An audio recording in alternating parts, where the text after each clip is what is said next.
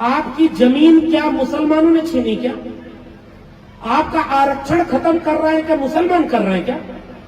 आपके नौकरी जहां मिलती थी वहां बेच दिया नौकरी को, वो मुसलमान बेच रहा है क्या? और आपके बच्चों को क्या समझाया जा रहा है? हिंदू धर्म खतरे में है, वहां जाना है। इस देश में आपको हिंदू तब बनाया जाएगा जब आप अपने बच्चों की शिक्षा और रोजगार की बात करेंगे। उनसे सवाल करिए, अगर अंबेडकर की फोटो लगा करके कहते हैं कि हम दलितों के हैं, तो पहला सवाल ये करो कि डॉक्टर अंबेडकर क्या केवल दलितों के नेता थे क्या? डॉक्टर अंबेडकर ने महिलाओं के लिए कुछ नहीं किया?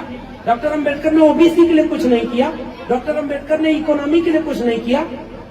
और आज सारा काम डॉक्टर अंबेडकर के खिलाफ कर रहे हो और बड़ी बड़ी तस्वीर पर माला बना करके हमारे लोगों को मूर्ख बनाते हो।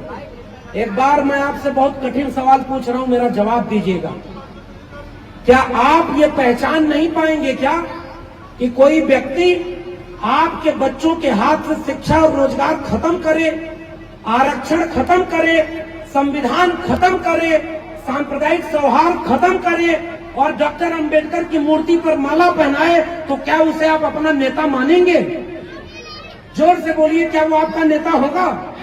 ये बहरूपियों को समझा दीजिए कि डॉक्टर अंबेडकर को हम मूर्तियों और तस्वीरों में नहीं, अपने दिल में रखते हैं। अगर तुम्हें उनको मानना है तो शिक्षा और रोजगार दो। ये लुटेरे झूठ बोल करके ड्रामा कर रहे हैं। क्यों? क्योंकि पता है डॉक्टर अंबेडकर के मानने वाले लाखों लाख लोग तैयार हो गए हैं। तुम्हारा काम ही नहीं चलेगा बिना डॉक्टर अंबेडकर का नाम लिए। इसलिए डॉक्टर अंबेडकर, वरना उनके दिल में कौन है? गोडसे, गोलवलकर और हेडगवार को मानने वाले लोग फूले, अंबेडकर और पेरियार की बात करते हैं। इससे बड़ा दोहरा चरित्र इस देश में क्या होगा? शर्म नहीं आती? मूर्तियां किसने तोड़ी इस देश में डॉक्टर अंबेडकर की? किसने तोड़ी मूर्तियां? बात यह है कि उनके दिल से हमारा खौफ पूछो, जो आज भी हमारे महापुरुषों की मूर्तियों से भी डर जाते हैं और उन मूर्तियों को तोड़ने का काम करते हैं। ये ताकत है हमारी। इस ताकत को पहचानिए। शिव विहार के लोगों, मैं आपके सामने कुछ कहने नहीं आया, केवल चेतावनी और आग्रह करने आया। मैं तो दिल्ली विश्वविद्यालय में पढ़ाता हूं और अभी ठेके पर प्रोफेसर हूं। हमारे मित्र डॉक्टर जितेंद्र मीणा राजस्थान के रहने वाले हैं, दिल्ली में पढ़ाते हैं, शिव विहार में आए हुए। मैं आजमगढ़ का रहने वाला हूं, इलाहाबाद से पढ़ाई किया, दिल्ली में पढ़ा रहा हूं, आपके बीच बैठा हूं। एक ऐसा भारत जिसमें सब मिलजुल करके रहे, वो ख्वाब देखने वाले नायक का नाम था डॉक्टर बी.आर. अम्बेडकर। आज उस भारत को भी तोड़ा जाए। तुम कहते हो राष्ट्र खतरे में, हम पूछते हैं राष्ट्र में है कौन?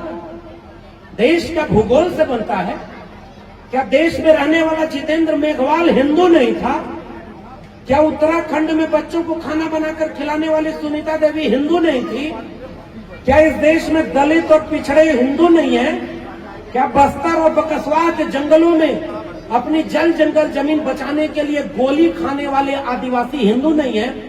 तुम तो कहते हो ये सारे हिंदू हैं। तो मेरे सवाल का जवाब दो। अगर इस देश में 85% हिंदू में 80%, हमारे यहाँ राम राज्य आया हुआ, मैं उत्तर प्रदेश का हूँ, तो हमारे यहाँ एक ऐसा मुख्यमंत्री बना हुआ है जो शिक्षा और सुरक्षा बोलता है। हालांकि बोलने पर मैं कुछ नहीं कह रहा, लेकिन सोचिए वो आदमी खुलेआम चुनाव में कह रहा था 80-20 का चुनाव है और आपको 80 में जोड़ रहा था कि नहीं? वो कह रहा था ना 80% हिंदुओं एक तरफ रहो, 20% मुसलमानों के खिलाफ दंगा कराना। मेरा सवाल है, डॉक्टर अंबेडकर की जयंती की पूर्व संध्या पर इस सवाल को पूरे देश में फैला दीजिए। अपने आप सांप्रदायिकता, नफरत और हिंसा खत्म न हो जाए तो कहिएगा। वो सवाल ये है कि अगर 15% दलित हिंदू थे तो 15% सुप्रीम कोर्ट के जज, दिल्ली यूनिवर्सिटी जैसे यूनिवर्सिटी के प्रोफेसर, वकील, डॉक्टर, इंजीनियर 15% दलित, 7.5% आदिवासी और 52% ओबीसी होने चाहिए थे कि नहीं होने चाहिए? अगर ये सारे हिंदू थे तो इतना डॉक्टर, इंजीनियर, वकील, उद्योगपति, जमीन ये आपकी होनी चाहिए थी ना? आपकी जमीन क्या मुसलमानों ने छीनी क्या? आपका आरक्षण खत्म कर रहे हैं क्या मुसलमान कर रहे हैं क्या? आपके नौकरी जहां मिलती थी वहां बेच दिया नौकरी को, वो मुसलमान बेच रहा है क्या? और आपके बच्चों को क्या समझाया जा रहा है? हिंदू धर्म खतरे में है, वहां जाना है। इस देश में आपको हिंदू तब बनाया जाएगा जब आप अपने बच्चों की शिक्षा और रोजगार की बात करेंगे। इसलिए डॉक्टर अंबेडकर की जयंती मनाने का मतलब यह है कि आज नई शिक्षा नीति के नाम पर इस देश के स्कूल, कॉलेज और विश्वविद्यालयों को उन्हीं अपने दोस्तों के हाथों बेच दिया गया है जिन्होंने इनको चुनाव लड़वाया। क्या नारा दिया था? वो बेच रहे हैं भारत को, मैं चैन से कैसे सो जाऊं, सौगंध मुझे इस मिट्टी की, मैं देश नहीं बिकने दूंगा। नारा दिया था ना, देश नहीं बिकने दूंगा।